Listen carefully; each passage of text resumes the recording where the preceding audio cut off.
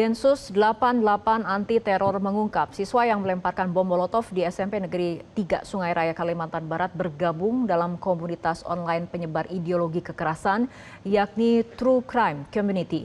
Densus juga mengungkap anak tersebut merupakan korban perundungan dan memiliki keinginan untuk membalas dendam terhadap teman-temannya.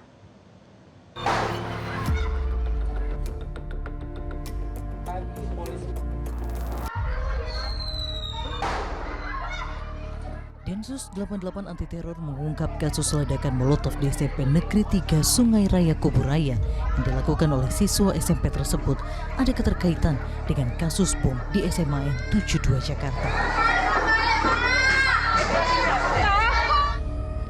Juru bicara Densus 88 Kombes Miandra Eka Wardana mengungkapkan kedua pelaku ledakan tergabung dalam komunitas yang sama, yakni komunitas True Crime Community, komunitas yang memiliki ketertarikan terhadap konten-konten kekerasan. Selain itu, pelaku sebelumnya merupakan korban perundungan, serta siswa diduga kuat menghadapi masalah keluarga. Balas dendam pun dilampiaskan dengan melakukan aksi kekerasan di sekolahnya. Densus menyita sejumlah benda berbahaya dari siswa tersebut, mulai dari 5 buah gas portable yang bagian sampingnya direkatkan petasan paku, lalu 6 buah botol berisi bahan bakar minyak dan sumbu, serta 1 bilah pisau. Menjadi tanggung jawab bersama ya Mbak. Yang pertama, Kasubdit Intelijen Badan Nasional Penanggulangan Terorisme BNPT Kombes Pol Bayu Wijanarko mengungkapkan komunitas True Crime Community menjadi kolam baru perekrutan jejaring terorisme. Komunitas ini terbentuk secara organik di media sosial. atau TCC ini adalah sebuah fenomena terkait dengan komunitas yang yang terbentuk ini secara organik karena kesamaan minat pada hal-hal yang bersifat kekerasan, dan ini saat ini marak di media sosial baik di global maupun regional maupun di dalam negeri. Dan tentunya hal ini itu menjadi suatu kolam baru, itu istilah saya, menjadi suatu kolam baru. Ini barang siap saji yang berpotensi atau bahkan sudah ada contohnya ini dimanfaatkan oleh jaringan teror untuk merekrut mereka dengan tujuan pengembangan sumber daya manusia di terorisme itu sendiri. Sebelumnya, suara dentuman mendadak memecah aktivitas belajar mengajar dan memicu kepanikan di lingkungan sekolah pada Selasa pagi. Ledakan yang terjadi 4 kali itu mengakibatkan sejumlah siswa terluka dan syok hingga dilarikan ke rumah sakit. Sementara aktivitas belajar dilakukan secara daring untuk memberikan rasa aman kepada para siswa. Kasus ini tentu menjadi pengingat penting bagi semua pihak, baik bagi orang tua, sekolah, masyarakat, dan pemerintah untuk lebih peka terhadap kesehatan mental anak, serta pengawasan terhadap konten digital yang mereka konsumsi. Tim Liputan Metro TV.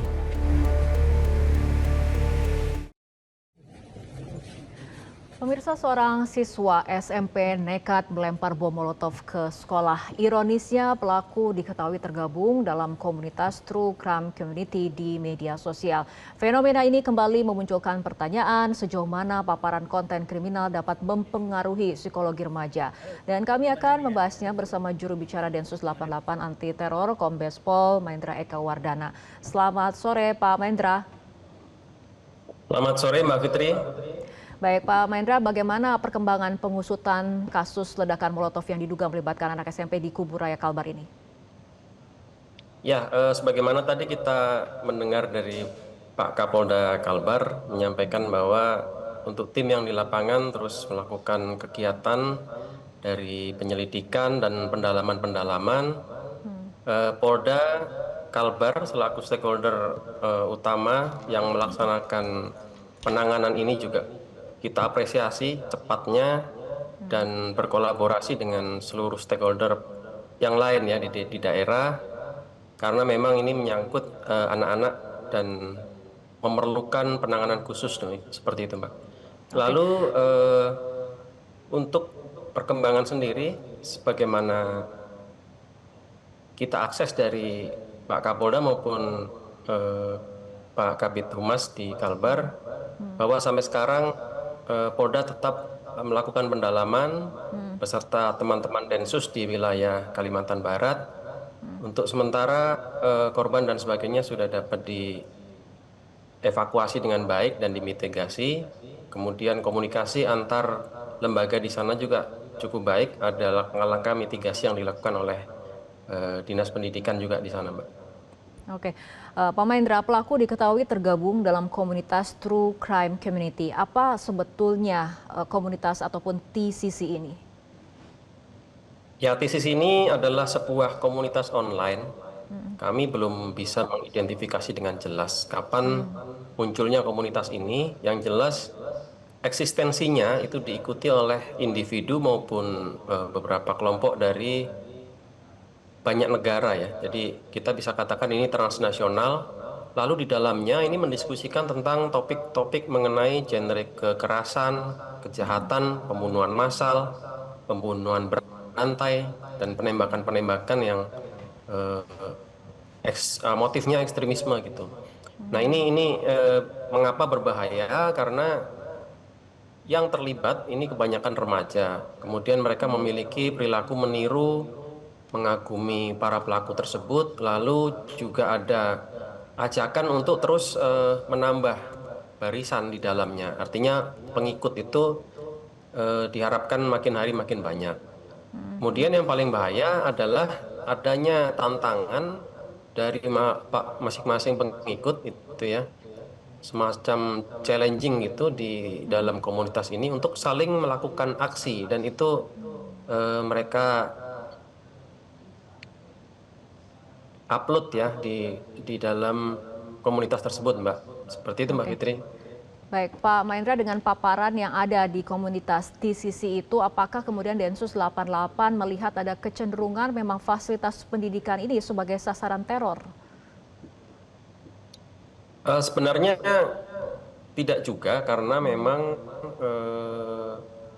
di dalam komunitas tersebut itu kita lihat juga beberapa aksi kan macam-macam ya, dan nama-nama yang mereka sematkan di dalam senjata. Yang kemarin ada tas ransel, salah satunya seperti Luca Traini, itu seorang pelaku dari Italia melakukan penembakan terhadap imigran. Artinya itu motifnya rasial gitu. Lalu ada Brenton Tarrant dari New Zealand waktu itu melakukan penembakan di masjid karena ketidaksukaannya terhadap komunitas tertentu. Nah, kemudian beberapa aksi kita lihat di Amerika itu memang masif di sekolah gitu, sehingga itu juga menjadi salah satu tren.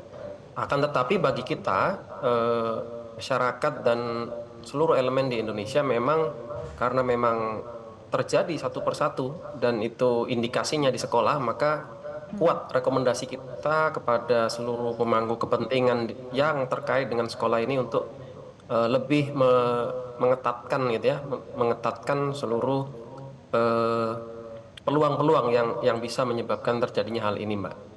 Oke, Pak Mahendra, bagaimana sebetulnya pola rekrutmen yang dilakukan oleh komunitas ini? Banyak cara mereka menarik perhatian anak dari game online yang sudah dimainkan oleh anak-anak secara bersama, kemudian melalui media sosial, melalui tayangan-tayangan video, mungkin di YouTube atau yang lain ya, itu di dalam link deskripsinya itu mereka tautkan link itu untuk anak-anak bisa masuk ya. Kemudian di sana langsung masuk ke dalam grup khusus, channel khusus di dalam medsos-medsos yang terinskripsi. Ada pula website-website yang gore, yang temanya itu kekerasan, juga itu bisa diakses. Kalau memang itu tertutup oleh blokir, ya mereka bisa menggunakan aplikasi untuk membuka itu gitu. Nah, ini banyak celah sebenarnya untuk masuk. Kemudian kesenangan fantasi anak-anak ya antara digital dan dunia nyata, fantasi-fantasi heroik, fantasi kehebatan, maskulinitas, transnasional dan sebagainya, ini dikombinasikan. Juga di sana ada komunitas yang memberikan pujian, memberikan semacam dukungan kepada orang-orang yang mau melakukan kekerasan seperti itu dan memposting untuk menjadi inspirasi bagi individu yang lain. Ini yang dimainkan di dalam pola rekrutmen di dalamnya. Oke, artinya dengan melihat pemetaan dari kehadiran TCC di tanah air, bagaimana kemudian cara untuk menangkalnya, Pak Mahendra? Yang kami lakukan pasca terjadinya bom di SMA 72 Jakarta, itu ada banyak kepala daerah yang sudah aware, dan itu kami apresiasi. Mereka membentuk berbagai macam aturan lokal yang memang memberikan batasan penggunaan gadget ya di lingkungan sekolah. Kami lihat ada juga di beberapa daerah yang menyiapkan loker khusus ketika anak-anak masuk itu disimpan di loker tersebut supaya tidak mengganggu pelajaran. Dan beberapa stakeholder yang juga punya tanggung jawab bersama terhadap tata kelola digital ini juga sudah mulai memberikan perketatan gitu. Nah, sementara itu yang bisa dilakukan. Kemudian kita lihat seperti di Polda Kalbar, mereka melaksanakan penanganan ini dengan berkolaborasi ya dengan seluruh stakeholder, pemangku kepentingan yang memang betul-betul punya irisan dengan tanggung jawab mengelola anak-anak ini, Mbak. Baik, terima kasih Kombes Pol Mahendra Eka Wardana telah berbincang bersama kami sore hari ini. Jelajahi cara baru mendapatkan informasi. Download Metro TV Extend sekarang.